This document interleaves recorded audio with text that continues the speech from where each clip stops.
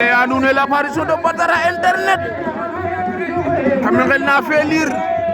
Badara Internet a lofa jan kam felir sey lolu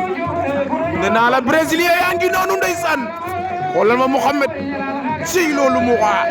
waaw bin jàpp yàlla di bëgg waa Marfa Fako ndeysaan sey lolu brésilien yaa ngi noonu ndeysaan sey lolu wop Badara Internet a lofa jan